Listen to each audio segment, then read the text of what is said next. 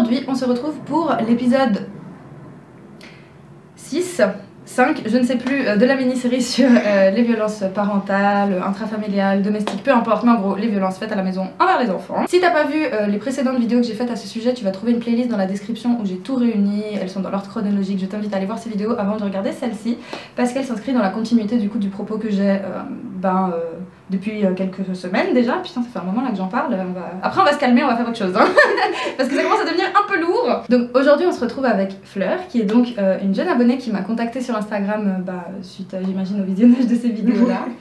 Tu m'as écrit pour me dire en gros que tu voulais parler d'un sujet spécifique. Est-ce que tu peux l'expliquer en 2 mots s'il te plaît? Ouais, en gros je voulais parler des violences, des violences faites aux enfants, mais aussi de ce côté de par rapport à la culture africaine, puisque moi j'ai grandi avec une mère burkinabé qui, elle, justement, justifiait souvent les violences par le fait que mais si t'es pas contente, tu vas aller au bled, tu verras, c'est comme ça, c'est normal quoi. Ouais. Je trouve ça super cool en fait que tu as envie de discuter de ça. Je sais qu'il y a beaucoup de gens qui m'ont écrit aussi par rapport à cette dimension culturelle, parce que je relate aussi. C'est vrai qu'il y a toujours cette question de la famille de ta mère, la famille de ton père qui est restée au pays, d'ailleurs n'importe quel pays, hein. Quel que soit le continent concerné, j'ai l'impression qu'on a tous un peu le même discours, que tu sois asiatique, africain, latino-américain, peu importe. Il y a toujours ce truc de ouais mais chez nous c'est normal, c'est banal, machin. Ouais. Je trouve que c'est un argument un peu facile et justement on va essayer de le déconstruire maintenant. Rapidement, moi du coup comme j'expliquais, j'ai grandi avec une mère burkinabé qui est arrivée en Suisse quand elle avait 20 ans, à peu près mon âge quoi. Et elle est arrivée avec mon père parce qu'ils se sont rencontrés là-bas au Burkina Faso, et puis elle est tombée enceinte, et puis c'est surtout pour ça qu'ils sont venus en Suisse.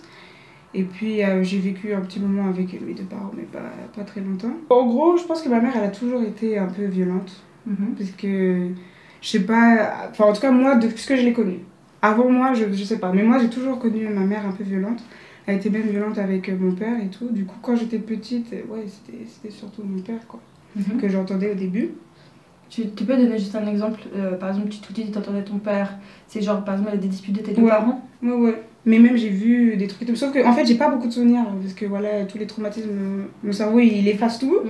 Franchement j'ai pas vraiment de souvenirs, je sais, je le sens quoi, mais j'ai pas vraiment les souvenirs. J'ai quelques souvenirs quoi. Et donc de ta mère qui s'en prend à ton père? Ouais. Et lui il se défendait jamais? Et lui non, parce que mon père mes 2 parents sont des personnes assez spéciales, mon père aussi est assez spécial, et puis lui répondait en fait dans la rigolade. Du coup il disait, je me rappelle, il donnait des coups, il disait moi aussi je t'aime. Ah, parce qu'elle s'en prenait à lui physiquement aussi? Ouais. Okay. C'était vraiment des problèmes de colère, vraiment quoi. Ok. Toi, t'as des souvenirs en gros de toi toute petite qui assiste à des scènes de violence entre tes parents, ton père qui a tendance un peu à dédramatiser le truc en mode hahaha on se marre, mais en fait c'est pas du tout drôle. Ouais. Toi, tu comprenais que c'était pas drôle, ou tu te disais ça doit pas être très grave du coup? Je comprenais pas vraiment. Je comprenais pas vraiment, mais après j'ai des souvenirs où par exemple je tapais contre les murs et tout parce que j'en avais marre de les entendre se disputer et tout, donc je le vivais pas bien, mais je comprenais pas vraiment que c'était mal vraiment quoi. Tes 2 parents sont burkinabés t'as dit hein? Non, mon père lui il est croate. Mais il l'a rencontré au Burkina Faso? Ouais. Ok. Ouais. Donc ton père a rencontré ta mère là-bas, vous êtes venus ici, toi t'as grandi du coup ici. Ouais. Et il y a eu un moment où ils se sont séparés j'imagine? Oui, assez tôt. J'étais très jeune, je pense j'avais 4-5 ans. Et mais ils sont séparés assez à l'amiable et tout. En fait, je sais pas comment expliquer, mais c'est un peu. Même maintenant, ils se parlent toujours, hein, ils se sont séparés à l'amiable quoi. Ok. Et puis mon père, au début, j'ai continué à le voir quand même pas mal, il venait souvent à la maison. Et puis mon père, lui, en fait, mon père, pour moi, c'était l'inverse de ma mère quoi. Mon père, c'était le calme, le tranquille et tout. Du coup, j'aimais beaucoup mon père quand j'étais petite, parce que c'était toujours avec lui aussi que je faisais des balades et tout. Donc je passais aussi des bons moments avec ma mère. Hein. Par exemple, je dansais beaucoup avec elle, ça, c'est un truc que j'ai pris d'elle et tout. Mais du coup, ouais, après, je sais pas quel âge j'avais exactement, mais après, mon père, lui, il s'est remarié, avec une autre burkinabé d'ailleurs. Et puis là, après, on s'est plus beaucoup vu pendant un moment et tout. Et puis maintenant, c'est un peu... Ok. Mais en gros, avec ton père, ça va plutôt bien. Genre, il a jamais trop... provoquer de conflit avec toi? Non, mon père, franchement, je me suis jamais énervée contre mon père. Jamais de okay. Donc, lui, en tout cas, tu lui en veux pour rien? Il t'a pas fait mal? Oui, je lui en veux pour des choses, mais pas parce qu'il a fait, parce qu'il a pas fait, plutôt. Ah oui, ok. Ouais, ça, c'est une question intéressante aussi. Souvent, on me demande à moi sur mes vidéos, mais ta mère, elle faisait quoi? Ta mère, elle en était où? Et c'est vrai que du coup, c'est intéressant de poser la question de l'autre parent. Effectivement, bah, des fois, l'autre parent, il est aussi maltraitant. Ce qui est vraiment genre un combo merdique, si c'est ton cas, putain, vraiment quand t'as les deux qui s'y mettent, bref. Des fois, l'autre parent, il est absent. Des fois, l'autre parent, il est passif, il regarde, il s'en fout. Et des fois, l'autre parent, il sait juste pas quoi faire parce qu'il est violenté lui aussi. Donc ça, c'est un sujet dont je parlerai dans une prochaine vidéo dans laquelle j'inviterai ma propre mère. Ça va être marrant, ça aussi. Mais ouais, du coup, si j'ai bien compris, ton père, c'est plus le côté passif. Je suis pas venue à ton secours, quoi. Ouais. C'est pour ça que tu lui en veux? Ouais, mais en fait, je lui en veux et je lui en veux pas, c'est bizarre. Parce que mon père, il est schizophrène, en fait. Et du coup, lui, il a ses démons, quoi. Il a ses trucs dans sa tête. Et je sais que c'est compliqué. Bon, en fait, je justifie toujours. Hein, parce que c'est la manière la plus simple de survivre à ça. Mais du coup, j'arrive pas vraiment à lui en vouloir. Mais je sais que quelque part, je me dis... des fois, je me suis posé la question, mais... parce qu'il savait que ma mère était violente, quoi. Et pourquoi je suis restée là alors que tout le monde savait. Enfin, tout le monde savait. Pas tout le monde, mais il y avait quand même des gens qui savaient, quoi. Si j'ai bien compris, donc vers 4-5 ans, ton papa, il est parti. Ouais. À partir de là, t'as vécu que avec ta maman? T'as pas de frères et sœurs? Après, à 10 ans, j'ai eu un frère, un petit frère. Et entre tes 5 et 10 ans, ça se passait comment? Et j'ai pas vraiment beaucoup de souvenirs, comme je disais avant, du coup, je me rappelle pas vraiment, mais justement, c'était compliqué. Et puis c'est allé crescendo parce que aussi ma mère, elle est alcoolique, en fait, elle a vraiment des problèmes avec l'alcool qui ont augmenté, enfin, ça a empiré avec le temps.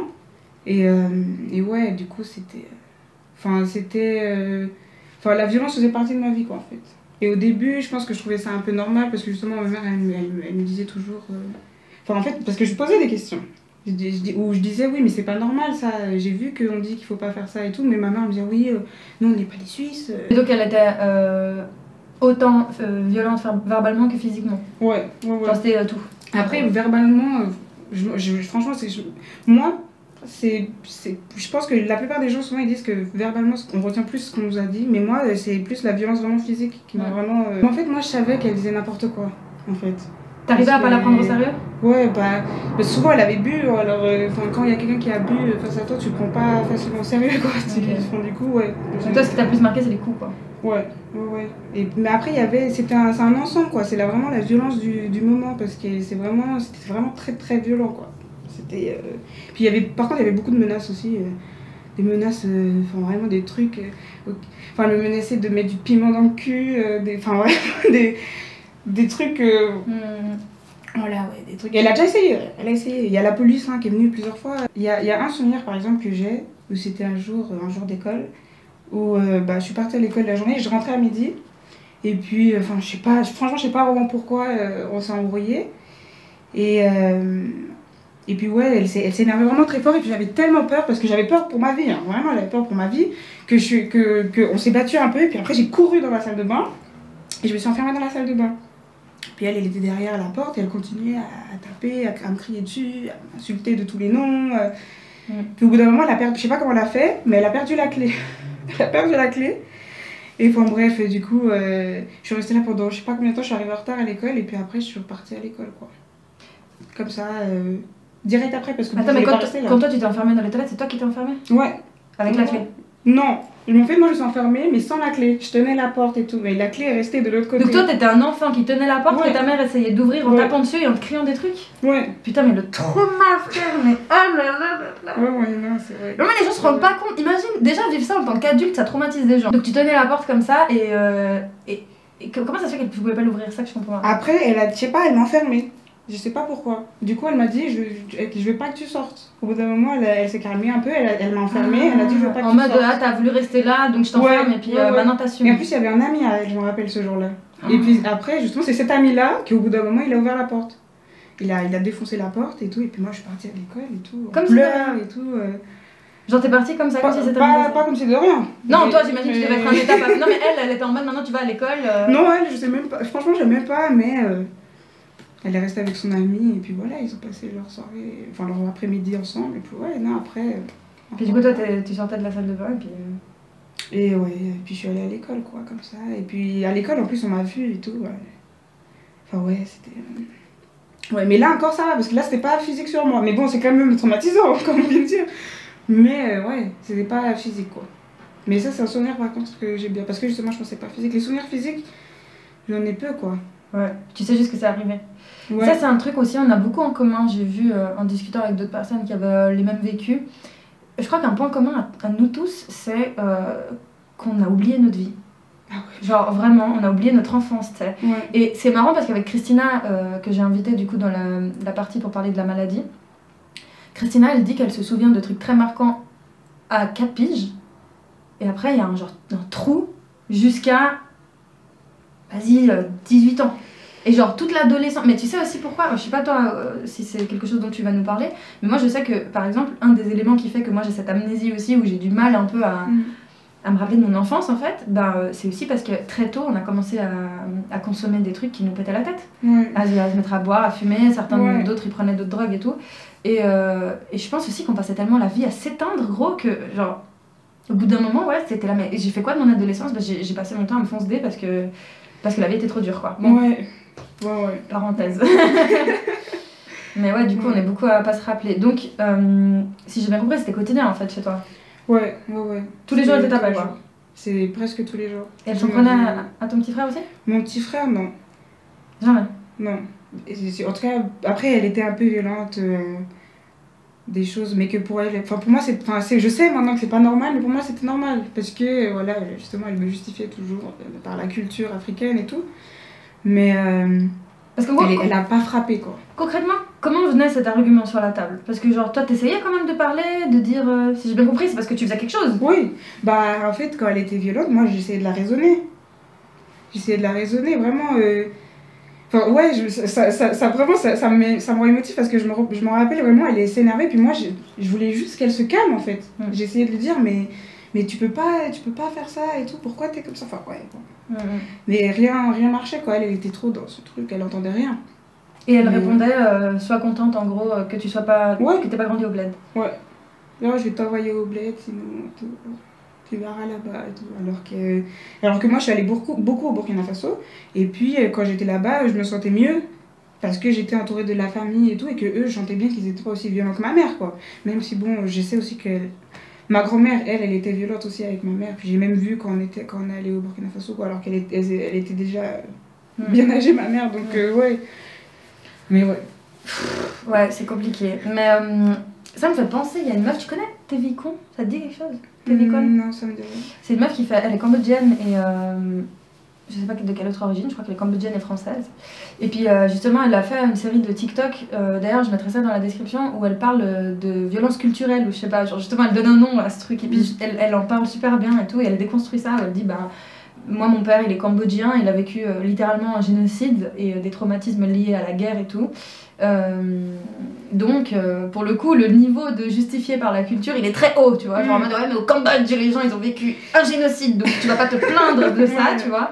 Et justement elle parle de ça, c'est super intéressant, je te mettrai dans la description. Mais en fait du coup le propos en gros de la vidéo c'est qu'en fait ça ne justifie rien, déjà de 1 ben, souvent on dit ce genre de choses où on pense que c'est comme ça ailleurs, mais si on s'intéresse vraiment à ce qui se passe dans ces fameux pays dont on aime toujours parler pour mettre en lumière l'Europe et dire qu'ailleurs c'est de la merde, ben, quand tu regardes un peu auprès de ces pays-là, ce qui se fait pour protéger l'enfance, pour la famille, etc., ben, tu serais choqué gros, parce qu'en fait, ben oui, même en Colombie, même au Burkina, même où tu veux, il y a des gens en fait qui se réveillent là-dessus, qui luttent contre ça, mais, Bah oui. mais on fait comme si c'était un truc d'occidental, alors que non. Mais parce qu'en fait, ça a duré pendant tellement longtemps qu'au début, je me laissais frapper, et puis au bout d'un moment, j'ai répondu un jour. Et je pense que c'est à peu près là, du coup, que. Je sais pas, il s'est passé un truc, quoi. Où je me suis dit, mais en fait, non, je vais pas accepter. T'avais quel âge quand t'as répondu? Je pense que j'avais, je sais pas. C'était un peu avant le cycle, donc je vais avoir 10-11 ans. Ah ouais, quand même assez jeune. Ouais. T'as riposté assez jeune. Ouais. Et à partir de là, t'as toujours répondu? Et pas toujours, mais je me suis toujours pas répondu vraiment où je la frappais comme elle me frappait, mais je la tenais fort et tout. Enfin, j'essayais de la maîtriser, quoi. Je la maîtrisais, et puis j'avais plus de force qu'elle, donc au bout d'un moment, c'est comme ça que je me défendais en fait. Mais c'était des coupures, quoi, des coupures, des bleus. Ah, elle t'ouvrait la peau et tout? Bah, parce qu'elle m'a déjà frappé avec des ceintures, enfin tout ce qui passait un peu sous la main. Et puis, ouais, puis même des spatules en bois, par exemple, quand c'est tapé fort. Franchement, ça ouvre presque la peau. Bah ouais, bah, c'est là que tu te rends compte que Il y a des parents, ils se cassent les os hein, en mettant des gifles. Donc, tu as commencé à répondre, à te rebeller. Et est-ce que tu penses que ça l'a calmé ou ça a empiré les choses? Ça a empiré les choses. Ouais. Ouais, parce que après c'est devenu encore plus violent quoi. Ou vraiment, ou je pense parce que un jour je pense qu'elle avait peur de moi aussi. Moi au début j'avais peur d'elle et puis après elle a commencé à avoir peur de moi. Et après elle m'a déjà menacée avec un couteau par exemple. Mais ça en plus il y avait mes amis qui étaient témoins de ça. Là j'avais 14-15 ans, non ouais 14 ans. T'étais mineure donc? Ouais. Ok. Ouais. Donc t'avais déjà conscience que c'était pas normal et qu'il fallait s'en aller? Là oui, mais là parce qu'en fait avant ça je suis allée en foyer et tout ça. Parce qu'en fait à un moment j'avais conscience mais pour mon petit frère je voulais pas partir. Ça me fait penser à la vidéo de justement Christine, je sais qu'elle a parlé de ça aussi. Et ouais je pouvais pas partir. Je pouvais pas laisser mon petit frère et tout. Alors que depuis très jeune moi je savais, pour moi le foyer c'était trop cool. Pour moi les foyers c'était une colonie de vacances. Je me disais ah ouais c'est trop bien les foyers. Et c'est elle qui t'a envoyé dans des foyers ou c'est toi qui demandais? Du coup en fait mon petit frère lui il a été placé au bout d'un moment parce que c'était un moment où elle buvait tellement qu'elle pouvait plus du tout faire son rôle de mère. Et puis c'est un truc qui arrivait souvent aussi, c'est ça en fait aussi qui a fait que la violence a augmenté en fait, parce que ma mère comme elle buvait, quand elle buvait elle pouvait pas s'occuper de nous, bah moi je devenais sa mère hein, vraiment, je m'occupais d'elle. Et puis après elle était bien et puis elle voulait de nouveau s'occuper de nous et puis elle était un peu voilà, autoritaire et tout, moi je supportais pas, c'était plus possible, il y avait un truc qui marchait plus. Ça c'est hyper intéressant ce que tu dis, ça s'appelle la parentification. Petit détail pour après, mais on va le noter quelque part. La parentification, retenez bien, c'est quand justement c'est toi le parent quand t'es encore un enfant. Et ça explique beaucoup de choses. C'est un concept en sociologie, je reviendrai là-dessus. Revenons donc à tes 14 ans. Donc tu pars pas parce que ton petit frère est là. Il a déjà été envoyé en foyer. Bah en fait lui d'abord c'est la brigade des mineurs là qui est venue le chercher après l'école. Et puis d'ailleurs ce jour-là c'était horrible. Parce que vraiment, moi c'était horrible parce qu'ils l'ont pris, ils ont rien dit. Attends. Nous on savait pas où il était. Retrousse un peu. J'essaye de suivre. C'est la première fois qu'il va en foyer ton frère? Ouais. Ah ok. Donc attends, parce que comment ça se fait qu'il y a une brigade carrément qui est venue? Ça veut dire qu'il y a des gens qui ont dénoncé, c'est toi, c'est quoi? Ma mère, au bout d'un moment, ça savait, surtout qu'elle buvait de l'alcool parce que ça se voyait quoi. Au bout d'un moment ça se voit. Donc je dis genre le voisinage, l'entourage, les gens ils avaient compris. Puis même elle est déjà allée chercher mon frère, elle était alcoolisée et tout, au bout d'un moment, elle était presque tout le temps alcoolisée quoi en fait. Merde. Donc c'était ouais. C'était obvious et de toute façon elle se cachait pas de sa maltraitance puisque devant des gens elle s'en prenait à toi. Ouais. Ok. Ouais. Mais donc comment ça se fait qu'à un moment c'est carrément la brigade des mineurs qui vient? Parce que je sais pas, mais je pense que le parascolaire un jour, je pense que parce que plusieurs fois elle arrivait en retard pour aller le chercher et tout, et puis là ce jour-là ça faisait 2 heures quoi qu'elle devait aller chercher. Moi je rentrais toujours très tard à la maison. Du coup là je suis rentrée vers 20h et puis je rentre et puis ma mère elle était complètement alcoolisée. Elle a pris une demi-heure à m'ouvrir la porte parce qu'elle dormait quoi. Et puis après je rentre et puis je vois que mon frère est pas là, du coup je commence à lui demander et tout, il est où et tout, et puis elle-même elle savait pas. On est sorti avec ma mère pour le chercher. Et puis on l'a pas trouvé et tout, il y avait personne au parascolaire et tout. Et puis après moi je suis remontée à la maison, ma mère je crois qu'elle était même pas sortie. Et puis par le balcon en fait, je me rappelle que là je vois mon petit frère avec 2 policiers qui vont vers le garage et tout. Parce que je sais pas comment expliquer, mais le Lignon c'est un quartier où vraiment on voit tout en fait, c'est un truc, c'est un cercle et tout, on voit tout. Oui, t'as la vue sur... Ouais, on voit tout ce qui se passe quoi. Donc tu regardes au balcon, il est là avec des flics. Là ouais, je le vois descendre et tout, je me rappelle quand je criais et tout, mais bon, ils sont partis. Et puis c'est là après justement, ils ont appelé, ils ont expliqué et tout. Ok. Et donc toi à partir du moment où t'as capté que ton frère il allait pas revenir parce qu'il était parti avec la police, c'est là où tu t'es dit c'est bon, c'est mon moment? C'est pas vraiment là, c'est en fait quand j'ai vu vraiment l'assistante sociale. Où là, où vraiment en fait c'était la première fois, enfin c'était pas la première fois, mais c'était la première fois que moi je me disais bon là il va se passer quelque chose si je parle avec cette personne. Parce que j'avais parlé déjà avec plusieurs assistants sociaux, mais ça avait jamais vraiment changé quelque chose quoi. Et du coup ouais là vraiment j'ai tout de suite dit, moi je restais que pour mon frère, moi je vais partir, c'est horrible et tout, et puis ouais. Donc toi t'es là, t'as 14 ans, 15 ans, tu demandes à ce qu'on te place avec ton petit frère? Moi je demande d'aller avec mon petit frère, oui. Du coup au début on a été ensemble, mais après comme on a une trop grande différence d'âge, on a été placés dans 2 foyers différents parce que c'est toujours fait par âge quoi, donc on n'était pas ensemble. Ok. Et ça t'a fait du bien? Et oui. C'était... Après ça m'a fait du bien, ça m'a soulagée. Ça m'a pas fait un grand bien, Mais ça m'a soulagée. En fait, j'avais l'habitude de toujours fuir sur la maison. Du coup, je fuguais tout le temps. J'étais tout le temps dehors. Je cherchais toujours à être avec des amis, à me bourrer la gueule, à fumer et tout, quoi. Et du coup, au bout d'un moment, ils ont dit oui, bah non, on peut pas t'aider. Tu vas retourner chez ta mère. Donc t'es resté quoi 2 ans? Donc ouais, 2 ans. Puis ils t'ont renvoyé là-bas? Ouais. Alors que moi, justement, ma condition, c'était même pas par rapport à la violence, c'était vraiment ma condition, c'était tant qu'elle a pas arrêté de boire, jamais je vais retourner là-bas. Mais bon, ils ont pas respecté ça. Du coup, je leur en veux un peu. J'allais déjà souvent chez ma meilleure amie, en fait, qui gentiment, en fait, en comprenant ma situation, a tout de suite accepté, en fait, que je vivais avec elle, alors qu'elle, elle avait pas non plus une situation super. Et ce jour-là, du coup, j'ai dit, je sais plus qu'est-ce qui s'était passé avant, mais j'ai dit, là, je rentre et je vais chercher mes affaires. Et après, je pars et je retourne plus jamais, quoi. Du coup, on y va, accompagné de 2 amis, ma meilleure amie et une autre amie encore. Et puis je rentre, et puis franchement, je sais pas pourquoi on a commencé à s'engueuler. Je pense qu'elle a juste dû voir que je fais mes affaires et tout, et puis ça l'a énervé. Et puis on a commencé à gueuler, quoi. Et puis ouais, et puis au bout d'un, je sais pas ce qui s'est passé dans sa tête. Mais elle allait dans la cuisine, elle a pris un couteau, un gros couteau, et puis elle a commencé à me menacer, quoi. Et moi, justement, je sais pas comment expliquer comment on est, mais à ce moment-là, moi, je partais pas, hein, j'étais devant elle, je lui disais, vas-y, mais tue-moi si tu veux, en fait. De toute façon, j'avais envie de mourir. T'étais en roue libre totale, ouais. Ouais. Et puis du coup, à ce moment-là, justement, il y a une de mes amies qui est venue, qui a vu, ma mère l'a vue, et dès qu'elle l'a vue, elle s'est calmée. Et du coup, là, j'ai pu partir et tout, quoi. Puis je suis partie. Putain, c'est fou, hein. Je tiens juste à rappeler quand même qu'en France, c'est tous les 5 jours hein, qu'un enfant, que ce soit un enfant en bas âge ou un ado, meurt en fait à cause de ça. Et en Suisse, ça arrive aussi. Je donne les chiffres français parce que la France c'est plus grand et que c'est une meilleure idée. Ouais. Mais ça arrive absolument partout et c'est tragique. Genre vraiment, c'est un vrai sujet. On n'est pas là pour chouiner Calimero ou quoi, vraiment c'est grave en fait. Et dans ces morts-là, on compte pas les suicides, on compte pas les overdoses, on compte pas la violence auto-infligée, ce genre de choses. Donc ouais. Oui, parce que je me faisais aussi du mal à moi-même en plus. Hein. J'imagine bien. Ouais. Grâce à la présence de cette amie, tu peux t'enfuir sans trop de problème. Ouais. Et donc à partir de là, tu vis avec elle, c'est ça? Ouais. Et t'es encore mineure? Oui. Oh putain, c'est fou ça. Et donc tu pars là-bas? Ouais. Et qu'est-ce qui se passe? Et puis là, en fait, j'étais devenue hyper violente, quoi. J'étais vraiment pas bien. Et puis je piquais des crises tout le temps. Contre qui? Contre tous mes proches, surtout les gens proches.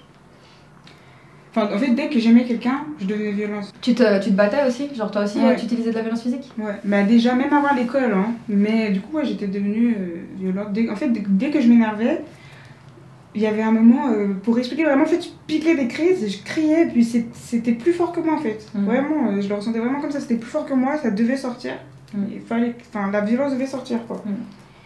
Et ouais, et du coup, ouais, j'étais violente, quoi. Et puis, je suis pas fière de le dire, mais en même temps, c'est une conséquence, et c'est important de le dire, parce que oui, ça nous rend comme ça. Et c'est exactement pour ça qu'on en parle, parce que, en fait, ça nous rend comme ça, et si on fait pas en sorte de se désempoisonner, comment dire, je sais pas comment dire, mais c'est pas se purifier, mais de vraiment se débarrasser de ça, c'est comme ça qu'on reproduit toujours et toujours et toujours. Moi, c'est pour ça que les gens, quand je leur explique, oui, je suis quelqu'un de violent, en tout cas, je l'ai été longtemps.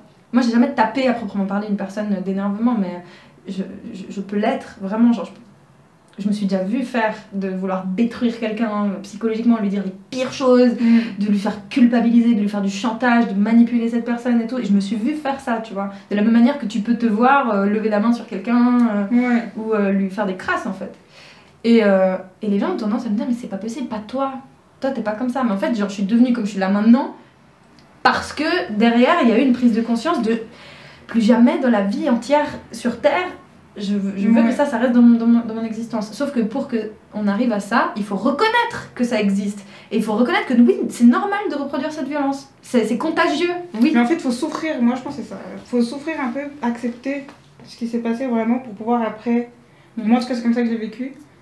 Pour après pouvoir passer à autre chose. Et puis... Enfin, après, c'est pas tout d'un coup. J'ai pas arrêté d'être violente tout d'un coup. Même aujourd'hui, je pense qu'il y a des jours... Enfin, il n'y a pas si longtemps que ça encore, j'ai pété un câble. Enfin, je suis plus violente, je donne plus des coups, mais ça peut m'arriver de péter un câble, quoi. Et, ce qui est normal, en fait, en tant qu'être humain. Ouais. Sauf que toi, tu l'associes à quelque chose de gravissime. Oui.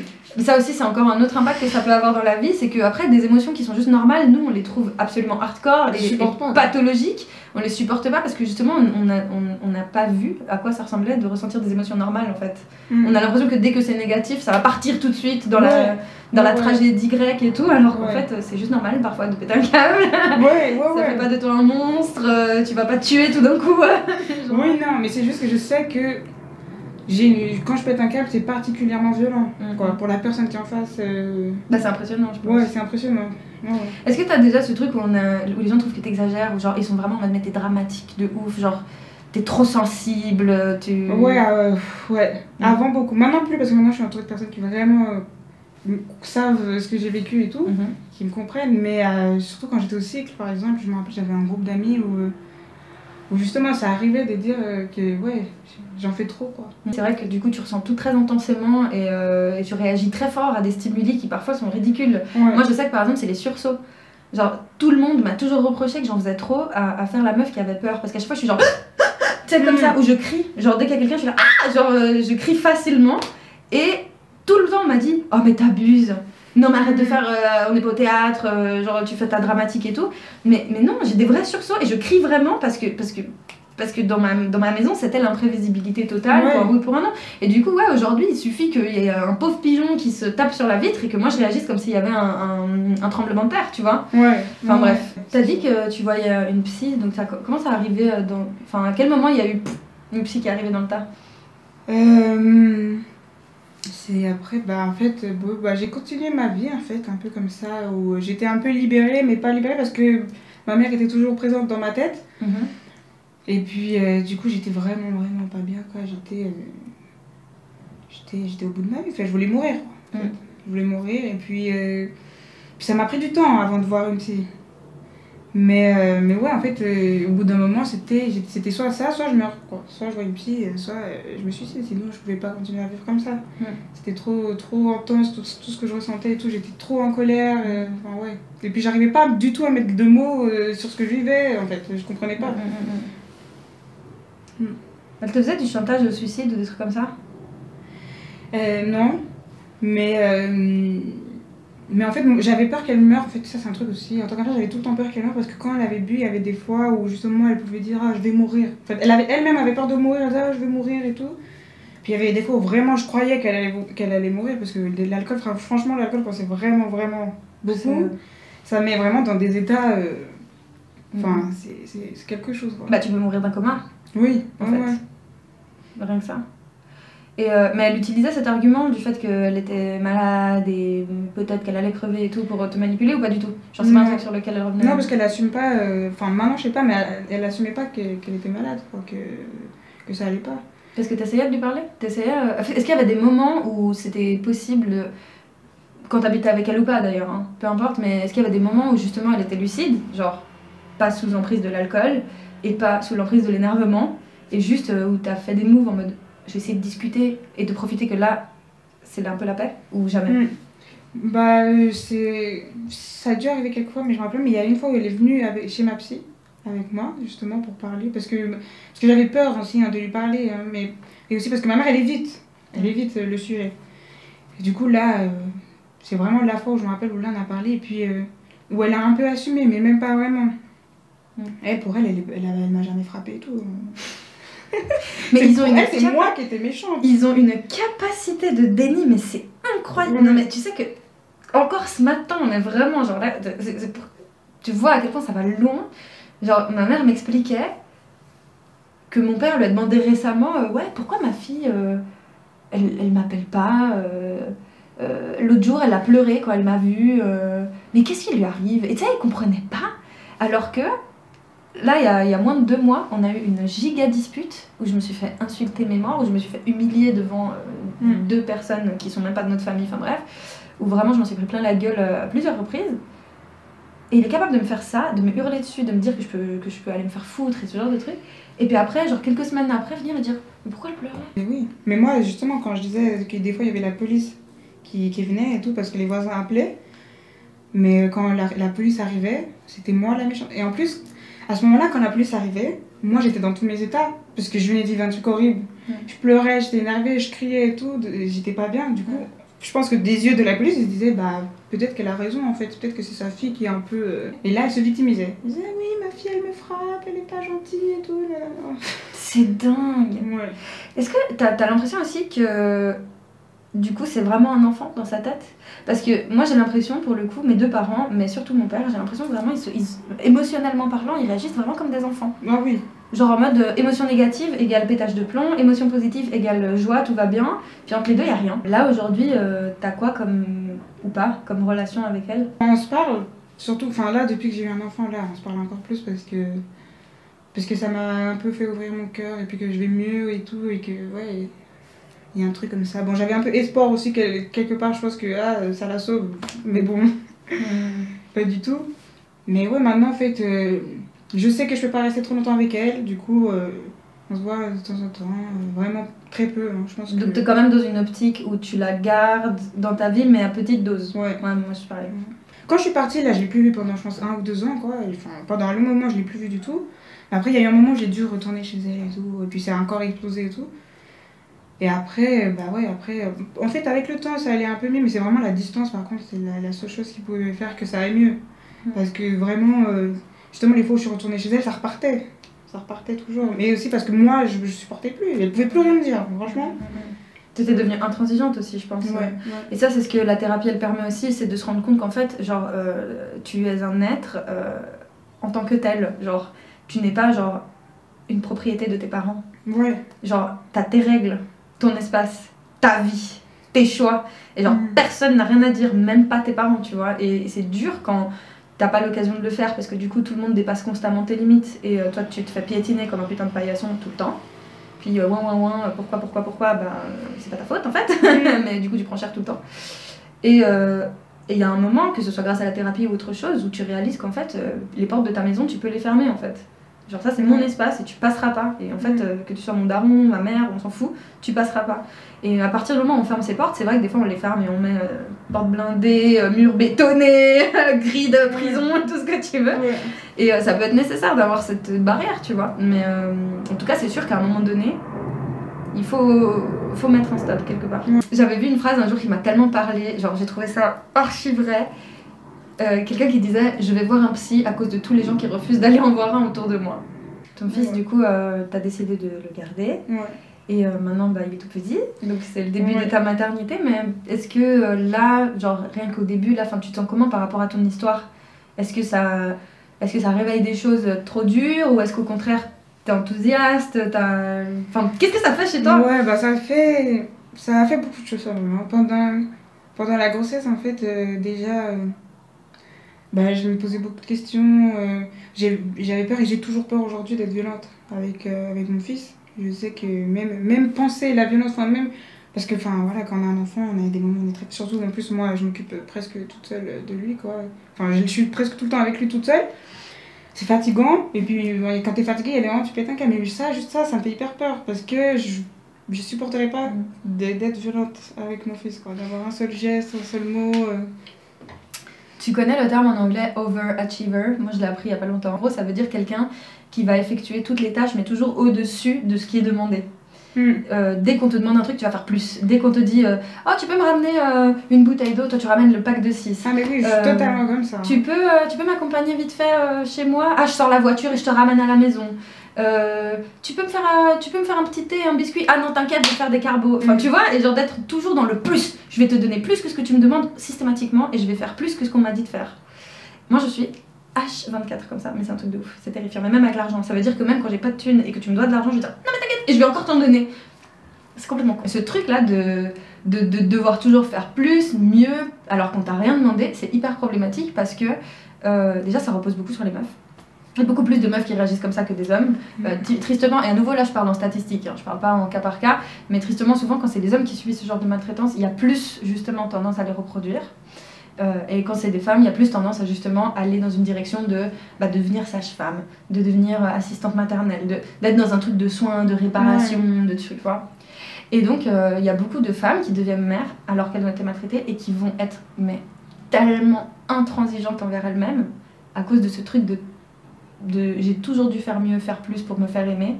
Et qui souffrent en fait de leur maternité. Là, au moment où t'aimes maintenant, est-ce que tu penses que ça te fait du bien? Genre c'est une bonne chose? D'avoir eu un enfant? Oui. Oui, parce que même avant de l'avoir, je commençais à aller mieux parce qu'en fait c'est bizarre, mais en fait ça m'a mis des limites. Parce que j'étais enceinte et que je devais penser à mon enfant tout le temps en fait.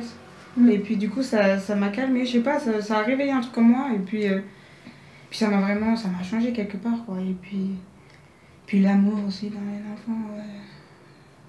Même si bon, je serai toujours en manque d'amour, j'ai bien compris que c'est pas mon enfant. J'ai pas eu un enfant pour l'amour qu'il allait me donner. Hein. Parce que voilà, même il est là, je sais que je manque encore d'amour. Hein. Ça n'a pas résolu le problème. Hein. Mais ouais, ça fait beaucoup de bien. Et puis ouais, ça m'a prouvé aussi que ouais, je suis pas ma mère, que je fais pas la même chose. Que je mérite d'être... En fait, franchement, moi, le plus... En fait, j'ai l'impression que ça m'a mis une place dans la vie. Parce qu'avant, je savais pas qui j'étais. Je savais pas qui j'étais, en fait. Je savais pas quoi faire. Alors que là, depuis que j'ai eu mon fils, je suis maman. Je suis pas que maman. Mais aussi, en fait, ça m'a aidée en tant que maman. Parce que je me suis dit, je suis maman. Mais aussi, je peux me dire, mais en fait, je suis aussi une femme qui peut faire plein de choses. Qui peut avoir de l'ambition et tout. Donc ouais, ça m'a beaucoup aidée. Non, c'est cool parce que, tu sais... Bah déjà t'es jeune, ton fils est tout petit et t'as déjà des réflexions que des gens prennent des années à avoir quand ils ont vécu tout ça, tu vois. Et c'est là qu'on voit que t'as été aidée sur les années pour analyser la situation et pas faire de la merde parce que oui, aller en thérapie, ça te permet d'analyser ta vie, de te voir, de te prendre des questions, de te remettre en question, tout ça, c'est bien. Mais c'est vrai que des fois on peut partir un peu dans l'extrême inverse, ce qui est mon cas parce que moi j'ai quand même fait 8 ans. Et l'extrême inverse c'est quoi? C'est de commencer à être constamment que dans l'analyse et d'être tout le temps en train de juger, de comprendre, mais je suis un peu, je trouve, l'analyse. Hein. Ouais, voilà, genre en mode ça c'est toi, et puis toi ta conscience elle est là, et puis tu te regardes vivre tout le temps, tu vois, et puis mais pourquoi j'ai fait ça, mais pourquoi j'ai dit ça, mais c'est bizarre cette réaction, mais putain je sais même pas. Tu sais, t'es comme tout le temps un peu en décalage de toi. Donc la thérapie ça peut être bien parce qu'il y a des gens qui sont incapables de faire ce pas de recul et de voir les choses comme ça. Mais après, il faut apprendre à re-rentrer un peu et à juste savourer aussi. Tu vois ce que je veux dire? Et je trouve que ça, c'est problématique pour beaucoup d'enfants maltraités ou qui l'ont été par le passé. C'est de se dire que tu as le droit aussi, des fois, de revenir dans le corps et de kiffer des trucs et tu sais, de pas être tout le temps en hypervigilance, justement, et de se dire, comme s'il y avait un regard derrière qui était tout le temps en train de te juger, tu vois? Genre, tu vas chez la psy pour te débarrasser du regard jugeant de ton parent maltraitant, mais c'est pas pour qu'on mette le tien après, derrière. Tu vois ce que je veux dire? Donc je trouve ça trop bien parce que t'as déjà une forme d'empathie envers toi-même aussi. Ouais, bah après, je pense que j'ai naturellement beaucoup d'empathie. Ou aussi dû à mon histoire.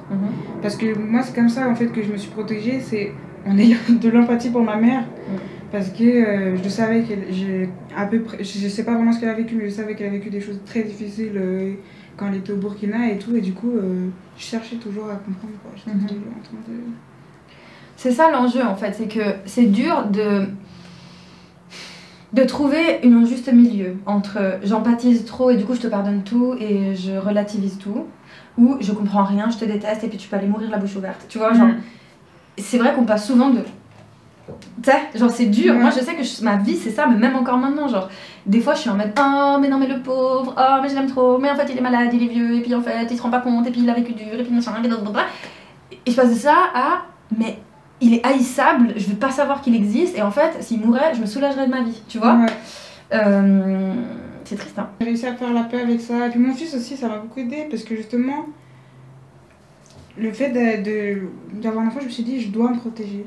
Parce que je suis sa mère, en fait, justement, et que je veux pas, justement, moi, être malheureuse et puis avoir des problèmes, quoi. Du coup, ça fait que... Enfin, quand c'est pour mon fils, je me pose plus de questions. Avant, pour moi, c'était plus compliqué.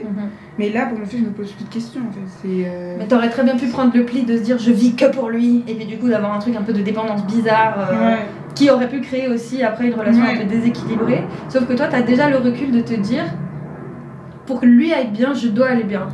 Alors qu'il y a beaucoup de mamans qui ont du mal à se dire ça. Tu vois, et à se dire bah, j'ai le droit aussi d'avoir ma vie de couple, j'ai le droit d'avoir ma vie amicale, nocturne, de loisirs et tout. Je dis ça parce que ma fameuse pote justement elle passe sa vie à culpabiliser dès qu'elle veut partir, et je suis là genre mais va faire tes week-ends avec ton gars. Bon après en tant que maman on culpabilise toujours un peu mais... Il paraît que c'est dans l'ADN de maman. Ouais. Bon après je suis pas toutes les mamans comme ça mais c'est vrai que que ouais, j'ai vite compris qu'en fait, il fallait pas que je sois malheureuse. Parce que même, par exemple, à la fin de... Quand je venais d'accoucher, là, quand j'ai eu le baby blues, j'étais vraiment pas bien. Enfin, en fait, c'est vraiment... Mais là, c'est vraiment hormonal pour le coup. Mais vraiment, j'étais vraiment à fleur de peau, quoi. Et là, je faisais des crises d'angoisse et tout. Et je supporte... Enfin, bon, après, c'est un truc normal hein, quand on devient maman, mais... J'avais peur de tout. Et puis, je ressentais trop fort. Et en fait, à ce moment-là, je me suis dit, ça... Il faut vraiment que tu fasses quelque chose pour ça parce que à ce moment-là, si t'es comme ça, ton fils, il va pas... Enfin, tu peux pas bien t'occuper de lui. Et ça, je pense que c'est parce que j'ai compris chez ma mère aussi que ma mère était pas bien et que c'est pour ça qu'elle pouvait pas s'occuper de moi et mon frère. Parce que si on les diabolise et on comprend pas qu'est-ce qui explique en fait ce comportement, c'est vrai que ça permet pas justement de casser le cercle, tu vois. Et oui, c'est un peu une injonction effectivement de toujours devoir comprendre son bourreau, de toi la victime faire l'effort de passer au-dessus, machin. Mais en fait c'est nécessaire et ça fait du bien à toi, ça fait du bien aux autres et ça te libère aussi. Est-ce que tu dirais que tu lui as pardonné? Je sais pas, le pardon c'est une question un peu compliquée. Il y a des jours où je dirais oui et des jours où je dirais non. Genre elle s'en voulait jamais? Elle s'en voulait, mais elle le disait pas. Mais par contre, je le voyais ou par exemple je lui avais demandé ouais je peux aller chez une amie et au début elle disait non et tout et puis après enfin je lui faisais de la peine en fait, j'avais l'impression. Franchement, et en fait je faisais exprès parce que je la manipulais aussi hein. Je me mettais devant elle en train de et tout enfin vraiment on va pas s'excuser non plus d'essayer de survivre aussi hein. Bref, quel que soit le moyen bien sûr. Ouais et puis du coup il y avait quand même des moments où et puis même avec du recul je sais qu'elle se sent mal par rapport à ça, qu'elle culpabilise et tout parce que enfin je sais pas. En fait, je peux pas dire je sais parce que voilà, mais je le ressens. Tu pouvais comprendre qu'elle avait quand même un peu conscience. Oui. Ouais, bah pareil, mon papa aussi c'est pareil. Lui, il a sa manière de dire désolé, mais c'est une manière merdique. C'est genre, il vient comme si de rien n'était, il me donne de l'argent, il me demande un bisou et après, il veut plus qu'on en parle. Ouais. Est-ce que au moment où elle était encore dans ton quotidien, il y avait des moments d'amour, des moments de trêve, où elle était peut-être un peu plus douce, ou jamais? Bah... ma mère, c'est pas quelqu'un de douce. Du coup, il n'y avait pas vraiment... par exemple, elle m'a jamais pris dans ses bras. Ou peut-être quand j'étais bébé, mais je me rappelle pas du coup. Ou quand j'étais très petite, oui, là j'ai encore des souvenirs que oui, elle était un peu... Enfin... En fait... non. Je pense que moi, j'ai pris des trucs comme des gestes d'amour parce que j'avais besoin de dire que c'était de l'amour. Mais par exemple, j'adorais que ma mère me lave. Parce que c'était un moment où elle était avec moi, elle s'occupait de moi et tout, des trucs comme ça. Ou qu'elle me lise une histoire. Des trucs comme ça, mais me dire je t'aime, me prendre dans ses bras et tout, non, ça, non. Après c'est arrivé, mais quand elle était bourrée. Là elle disait, oh, je vous aime mes enfants, vous êtes toute ma vie, mais bon. Qu'est-ce que t'attends en fait, genre, parce que tu vois les gens qui regardent ça, qui sont témoins de ces situations et tout, ils doivent se dire mais on fait quoi en fait dans ces situations, qu'est-ce qu'il faut faire pour améliorer le monde, pour que ça... Enfin qu'est-ce que t'aimerais que les gens y retiennent en fait? Bah déjà moi je pense que le plus important c'est de parler. De parler à quelqu'un et puis de pas abandonner. Parce que moi justement j'ai parlé à des gens et j'ai abandonné quand la situation ne changeait pas. Je sais que c'est très difficile et je dis ça et que dans les faits c'est vraiment plus compliqué, mais je pense que c'est vraiment important de trouver une personne à qui parler. Surtout quand on est seul comme moi, parce que moi en fait j'étais très seule aussi. Après ça peut être quelqu'un de la famille et tout, c'est pas obligé d'être un psy. Mais trouver quelqu'un qui va vraiment écouter, mais vraiment vraiment écouter, vraiment le sens de écouter, pas juste enfin parce que moi il y a des gens qui ont entendu ce que je disais et puis qui ont essayé de m'aider en me proposant des activités, des trucs comme ça. Et justement ils entendaient pas que vraiment je devais sortir de ça. C'est ça, en fait ça revient dans tous les récits. On a tous ce moment où en fait on a dit, où on a montré à un adulte que vraiment c'était la merde et que l'adulte en question n'a pas pu mesurer la gravité. Mais je pense que, déjà de un, ok, genre les adultes qui nous entourent, ils sont pas forcément la science infuse. Il y a aussi ce truc de c'est la vie privée des autres, c'est pas la mienne. Donc de pas se mêler. Mais pourquoi il faut parler? Pourquoi cette série vidéo existe? Pourquoi je fais venir d'autres gens que moi qui parlent? Parce qu'en fait, c'est pour qu'on ait conscience que ces situations existent, comment elles se manifestent, comment les repérer et surtout, genre, ne pas les ignorer. Faut arrêter d'ignorer quand un gamin il vient pas à l'école, plutôt que de lui mettre 1 heure de retenue, se demander pourquoi il va pas à l'école, tu vois. Ces gens, ils ont un pouvoir. Et personne ne remet en question leur pouvoir de parents. Ouais. Parce qu'ils sont parents, ils ont tous les pouvoirs sur toi. Mais c'est parce qu'ils sont parents, moi je pense beaucoup qu'il y a ce côté-là, ou comme le fait que moi j'ai dû retourner après le foyer chez ma mère, mais mon petit frère aussi, ils l'ont replacé, enfin il est retourné chez ma mère, alors qu'elle n'avait pas arrêté de boire et tout ça, et enfin moi je trouve qu'il y a un problème, enfin il y a un truc, on dit oui c'est ton parent, l'enfant, oui bien sûr que le mieux pour un enfant de base, c'est son parent. Mais il faut qu'on se détache un peu de cette idée-là des fois parce que il y a des enfants qui n'ont pas besoin d'être avec leurs parents, je vous assure. Au contraire, en fait, au contraire, être avec leurs parents, ça peut les buter. Ton parent, en fait, c'est pas... Parce que quand on est enfant, notre parent, c'est toute notre vie. Mais qu'en fait, tu peux ne pas dépendre de lui. Tu peux très bien continuer à vivre sans ton parent. Je pense que ça, c'est le plus important parce que si j'avais entendu ça, je pense que je me serais dit, bon, mais je suis pas obligée de rester avec ma mère. Parce que pour moi, j'étais obligée, c'était ma mère, puis il y a ce truc, on est obligé. Enfin, après, je l'aimais parce que c'est ma mère. Mais je pense que même avec l'amour ne suffit pas. Dans n'importe quelle relation, l'amour, ça suffit pas. C'est pas juste l'amour si on est malheureux, qu'on se sent violenté, que ça soit physique ou pas, que juste on est trop mal pour vivre normalement, il faut partir, quoi. Vraiment, je pense qu'il faut partir. Mais du coup, est-ce que dans les relations que tu as eues, tu as resubi de la violence? Ou infligé? Ouais. Les deux? Subi de la violence, oui, ouais. Et là, tu savais pas comment t'en sortir? Je voulais pas, enfin je me sentais, si j'allais quitter la personne, j'allais me sentir abandonnée, donc je voulais pas laisser la personne. C'était la personne que j'aime et qu'il fallait que je reste à tout prix avec. Dans ma dernière relation là avec le père de mon fils, c'était, il n'y avait pas du tout de violence ou quoi, mais je me rends compte que j'ai quand même rejoué encore une fois ce truc de vouloir sauver la personne et tout, et puis ouais, en fait, je suis... Ouais, ça s'appelle... je sais qu'il y a plein de noms de balles là, pour définir ça, mais genre le syndrome du Saint-Bernard, le syndrome de l'infirmière, le syndrome du sauveur, je sais pas quoi. Mais en gros, cette attitude de dévotion totale aussi... Moi, j'ai pris beaucoup de temps avant de comprendre qu'en fait, ça venait de la maltraitance. Parce que moi, je pensais que j'étais juste une bonne personne. Je me suis juste dit, non, je dois être juste gentille. Il y a des gens gentils, il y a des gens méchants, et moi, je suis juste sympa, quoi. Et en fait, non, c'était clairement un mécanisme de... Enfin, j'ai pris vraiment beaucoup de temps à réaliser que si j'étais comme ça, c'est parce qu'en fait, je cherchais en continu toujours plus d'amour, d'attention, et là où il n'y en avait pas, en fait. Et des fois, tu as une personne, vraiment, elle n'est pas du tout capable de te donner ce que tu as besoin, et puis, tu sais, tu vas lui décrocher la lune en te disant, c'est bon, si je lui décroche la lune, j'aurai ce que je veux. Mais en fait, il faut apprendre à repérer les gens qui sont capables de te donner ce que tu as besoin. Et le problème, quand on a été maltraité, c'est qu'on pense qu'on a besoin de merde, de relations nulles. Ouais. Parce qu'on a l'impression qu'on sait gérer que ça en fait. Et puis un jour tu tombes sur des bonnes relations, des gens qui te font du bien, et puis t'es là genre... C'est bizarre, tu me manipules, tu me mens, qu'est-ce que tu vas me faire, tu vois? Du coup, qu'est-ce que tu réponds aux gens qui disent oui mais bon, voilà les arguments de ta mère, genre oui c'est culturel, machin... Enfin qu'est-ce qui te dérange en fait dans cette rhétorique? Moi j'ai quand même vu des choses quand j'allais au Burkina Faso que moi je suis pas d'accord. Il y a quand même un peu ce truc, mais bon...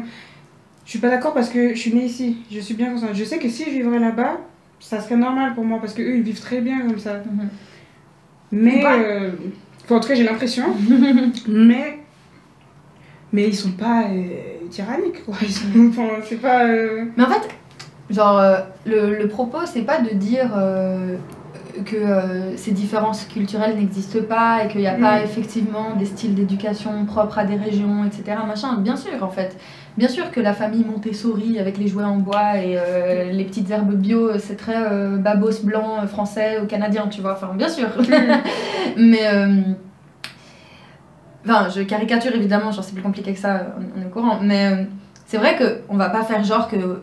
Effectivement, c'est pas banalisé ailleurs et tout. Enfin, moi je sais très bien, et je le dis dans plusieurs de mes vidéos, quand je vais voir ma famille en Colombie et que je regarde comment ils vivent, comment ils fonctionnent et tout, je me rends bien compte qu'il y a un monde. Mais ça veut pas dire que même s'il y a un monde, un écart culturel immense, ça veut pas dire que les gens qui sont dans cette culture-là, ils tolèrent et ils cautionnent et ils souffrent pas de ces méthodes en fait.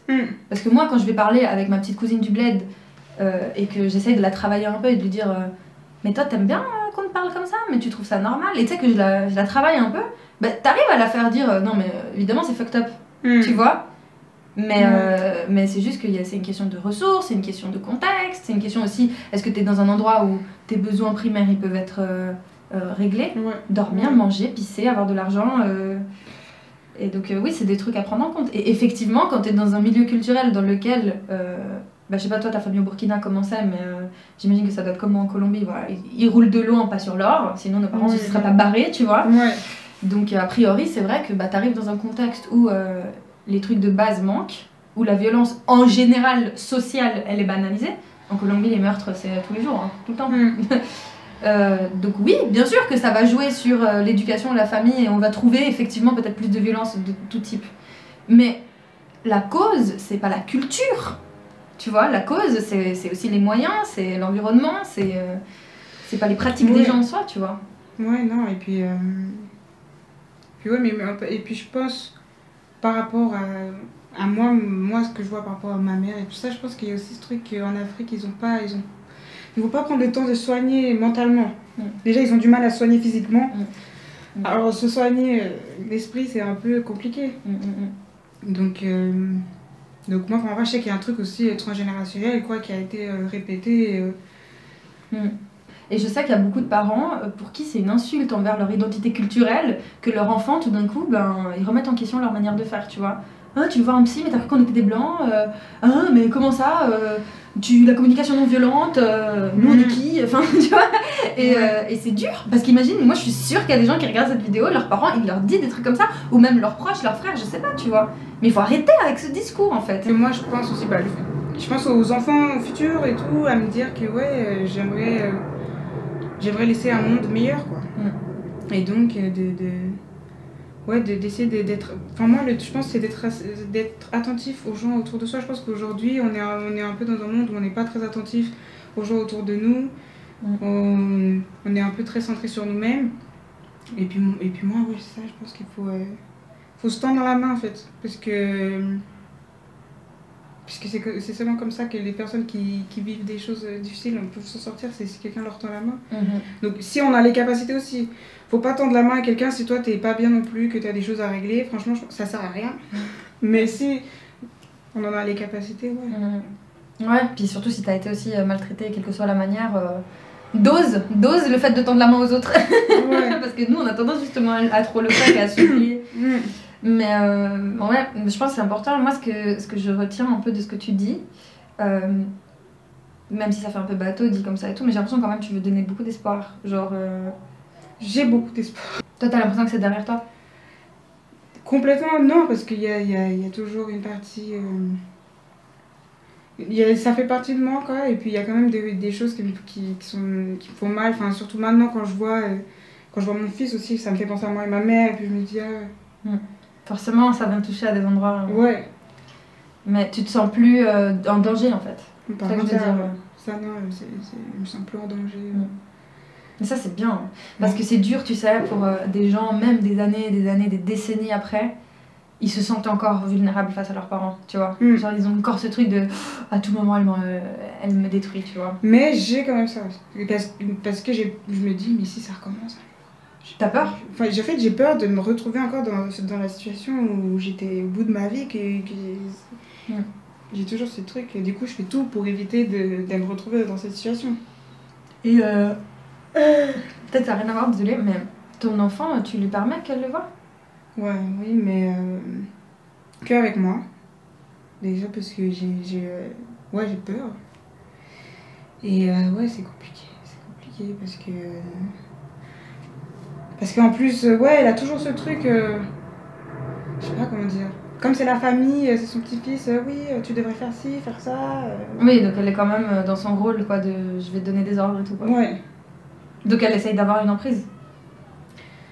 Ouais, un peu, mais bon, je pense que là, elle commence à comprendre que ça sert à rien, quoi. Toi, tu te sens capable de mettre cette distance et de la garder? C'est difficile, mais ouais, je le fais parce que... Moi, t'as l'air d'être très au clair sur ce que tu fais. C'est super pour quelqu'un d'aussi jeune. Enfin, ouais. T'as commencé, peut-être tu vas avoir 17 ans, un truc comme ça. Quand? La psy. Ouais, Ouais, c'est il ça. a 17 Tu sais ans. que c'est jeune, hein. Moi j'avais commencé à 18 et je me rendais pas compte que c'était super jeune. J'avais l'impression que j'étais super vieille. Je me suis dit putain, j'aurais dû aller chez le psy à 12 ans, mais non. Genre vraiment, j'en parle avec des gens de 40 ans, machin. Genre c'est maintenant qu'ils y pensent.